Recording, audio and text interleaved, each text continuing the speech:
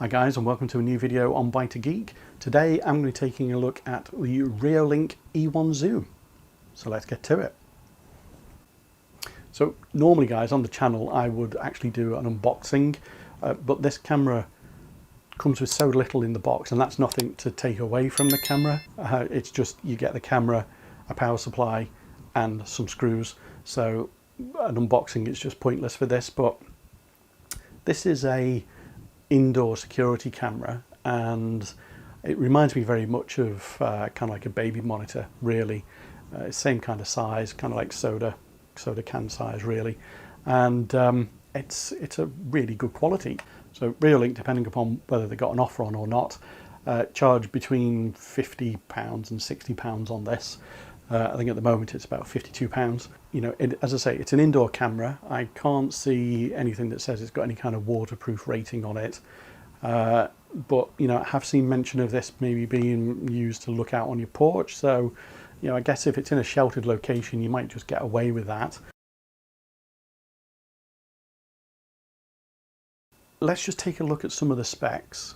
So it's a 5 megapixel camera with a resolution of 2560 by 1920. So at this price point, really good resolution. Most cameras are 1080p or 720 for a resolution. And it, again, you know, another real bonus point here for the camera. It supports both 2.4 and 5 gigahertz Wi-Fi bands. You know, I know a lot of people, you know, complain about the fact that they can only get stuff onto 2.4. And if, you know, if you're one of those and you want to get stuff shifted across onto your 5 gigahertz, then this is something to look into. It's known as a PTZ camera, so basically that's a pan, tilt and zoom. So, you know, a lot of the cameras at probably a lower price point are a fixed position camera, and you know, they literally just capture what they can see in the room from that angle. This one, you know, you can tilt the head up and down, side to side, and you know, you get a real total coverage of the room. Standard kind of stuff, two-way audio and a siren. The speaker is really loud and very clear. So I think, you know, if you caught somebody on camera and you were trying to scare them off, you definitely do that by coming through on the speaker. Again,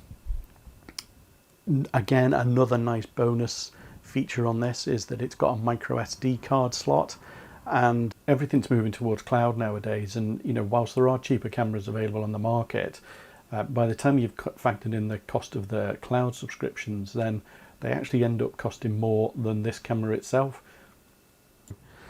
And you know, lots of other stuff which I'll go through in really with the app. You know, some of the features that are in that, you know, it's really lots of functionality there.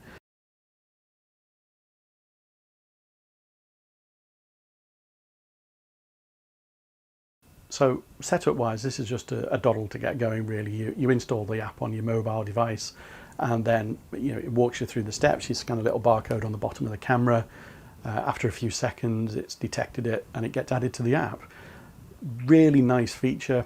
You don't need to set up an account in order to start using it. So many applications nowadays for smart devices need you to create an account in order to use that thing that you've gone and bought. Out of the box, unless you want to use the cloud storage, this doesn't need an account. Absolutely fantastic. And hats off to Reolink for implementing that in the software. Now, as I say, you can use cloud storage, but, you know, as I mentioned earlier, it's got an SD card slot on it, or micro SD card slot. So, you know, you're free to use that. You've got your cloud storage, which you can sign up to, and you've got a couple of other options as well. So you can have footage uploaded to an FTP server. You just specify all the details in the app. And the other thing as well is you can connect it to an MVR. So it supports OnViv, and, you know, as long as your MVR supports that, then you should be good to go. And, you know, these are, you know, at this price point, you just don't get to see that kind of functionality in a camera like that. So, you know, really good functionality. And you know, as I say, I'll take you through some of the other things in the app, which, you know, it kind of reminds me of stuff that's kind of filtering down from more professional level cameras.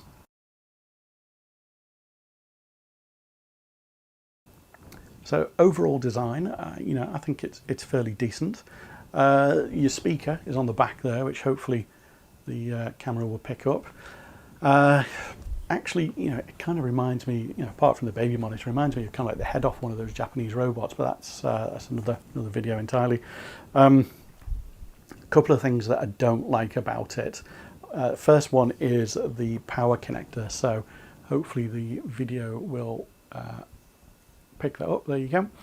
And it's a mini jack power connector. It's a 5-volt connector, and you know, I've got to question why Reolink haven't gone with USB, one of the USB connectors anyway, like everybody else. This day and age, you know, this is a pain to have something like that on there. You do get a very long cable. It's kind of like 2.5 to 3 meters, but you know, I've got a box full of USB cables on the shelf here, and you know, I would have preferred USB, but not the end of the world. The cable that you get, you know, as I say, it's long, it's very thin, so you're going to be able to route it around and make sure it's hidden. The other thing as well, and I'll just rotate the camera head up there, is the micro SD card slot, which is just kind of at the bottom there. I kind of understand why they put it there, but this base really doesn't do anything. You know, why not just have it in the base, or you know, maybe on the back here somewhere, something like that. You know, minor things. You know, I guess they're probably trying to just keep this as clean as possible, really, but I'm thinking it from a point of view of, you know, maybe I wanted to swap over the card or something like that, but hey ho.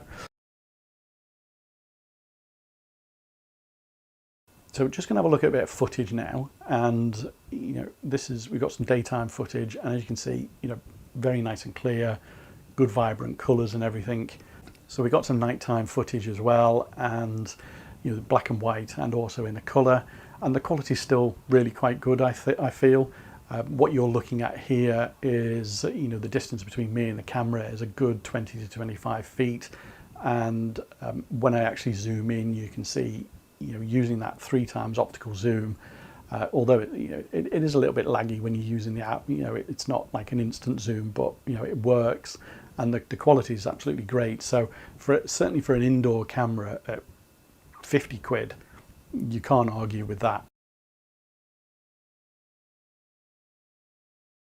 So just on the app side of things, you know, Reolink really have thought about that in terms of functionality. I'm not going to go through every single option of the app, but you know, there's things like, you know, most cameras that are at a cheaper price point don't have some of this functionality at all.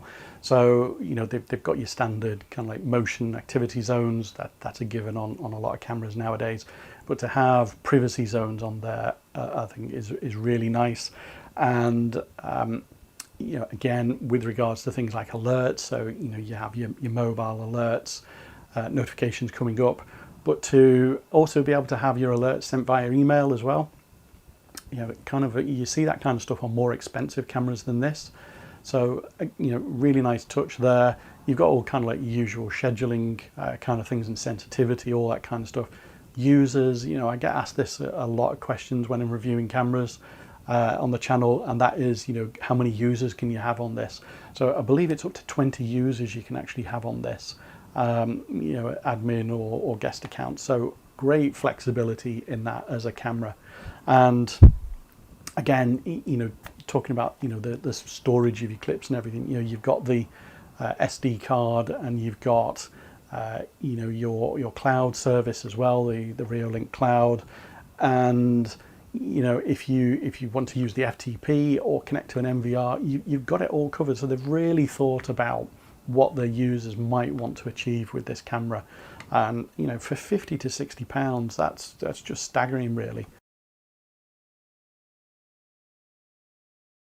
So kind of, you know, if I was summing this up in terms of pros and cons, pros, obviously, you know, price, image quality, feature set, you know, really, you know, flexibility as well, really good. All the stuff, you know, you'd expect from Reolink. So in terms of cons, some of them I mentioned already. So obviously, like the you know, the power supply connector, the SD card location. You know, if the vertical movement on the camera itself, it seems more designed for when it's ceiling mounted rather than tabletop mounted. In terms of the cloud storage, and I know the team at Reolink are trying to resolve this, but certainly if you're in the EU, then it falls under GDPR, which causes a bit of an issue. So you're not going to be able to use the Reolink Cloud for that.